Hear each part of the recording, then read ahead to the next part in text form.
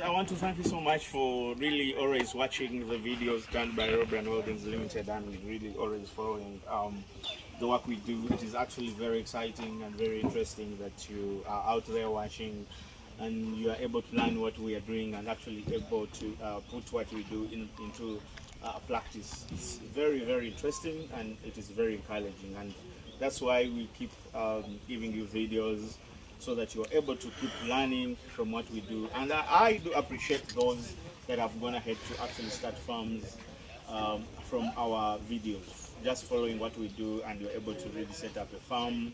This is really very exciting. I've seen some from Nigeria, I've seen some from Ghana, I've seen some from Malawi, I've seen some from Zimbabwe, I've seen some from Tanzania, and it's really very, very interesting when I get to know that people are really following what I do and they are able to set up feedlot, set up dairy farms, plant pastures. Really, it is very interesting.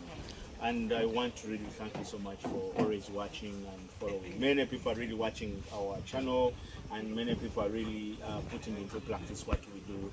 And I am very willing to make sure that I give out the information so that many people are able to start up farms and be able to benefit. As I say, we must do profitable agriculture, and that's what I'm looking at, to make sure that whoever is investing in livestock is able to make money out of it. And I believe that once you follow what we say and what we do here, then you're going to be able to put some money into your bank account through setting up a very successful livestock farm. Now, interestingly, there is something very important that really we need to talk about, and that's the breeds. And especially if we are looking at those that are going to convert the feeds into the products. That's the beef, or that is the milk. As I told you, what is important is the genetic makeup of an animal. It is very important because this is going to determine the ability, the conversion ratio. And once the more feeds that can be converted into the product, the better. So these are machines, and whatever machine that has the capacity to convert more, that's the best. So when we are looking at the beef, we are looking at the Bolan, and the Bolan crosses, like this guy you can see here. This is a Bolan, and those are very good for the beef, because the most work they're going to do is to add on the weight. They're going to add on the weight, and the slaughter weight is going to be high with those animals, or the carcass weight, or the weight that you get out after cutting the animals. We normally calculate that after removing the head, after removing the offals, of course removing the skin and the legs. What remains is the beef. And those beef animals that I'm going to talk about, those beef breeds are the best because they're going to give you more percentage of beef. So meaning they will have less bones than the beef. So we are looking at the Bolan. We are looking at the crosses of Bolan. It can be the cross with Ankole, the cross with all the other local breeds. The crosses are also really performing excellently. And then we also look at the Bonsmara and the crosses of the Bonsmara. Then we also look at the Brahman and the crosses of the Brahman. Of course, there are also multi-purpose like the Frekvik, the Brown Swiss, and the others. Then, when we go into the dairy section, we have the Frisian. That's the most common in Uganda. Then we have the Jersey, which is now being introduced slowly. That's also a very good animal in terms of milk production, and it is small. It's a small animal which can give high milk, so meaning definitely it can be able to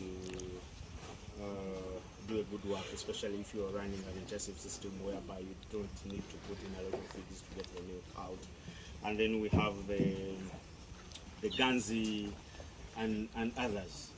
So the percentage of crosses to that animal, among those that I've talked about, is very important, and it affects the ability of that animal to really turn the feeds into the beef. For example, there are Frisian crosses that I brought, but they're around 80%, and they're able to give us 20 to 27 liters every day.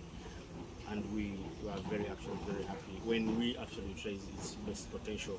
That's what is happening out here. So the breed and the ability to convert the feeds into the product, that's very interesting. I've been talking about the age of the animals at which they have to be brought into the feedlot. Of course, for the milk, that is obvious. You have to milk the animals that are given birth, and normally they're given 2 months or 3 months accordingly until they are able to be milked again. So the breeding is very important if you are to start up a farm.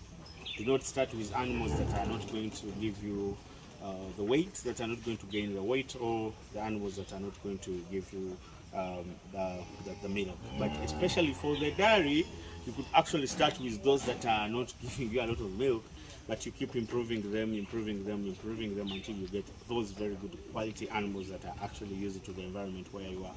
But with beef, we are strictly looking at the animals with ability to gain weight, because it is all about the weight, 3, 4, 5 months maximum, and then we are going. So you need those that are going to be able to turn into the beef. So I want to thank you so much for always watching our videos. Do not forget to subscribe and invite friends and share our videos to others who are willing to learn and who are interested into the livestock sector. And do not forget to shop with Robran Mall if you are into the Kampala metropolitan area, as you find everything you need at the doorstep. It is found at www.robranmall.com. Also, it is found at Google Play Store. You can download our app and be able to order everything you need. Thank you so much for watching, and keep doing the same. Thank you.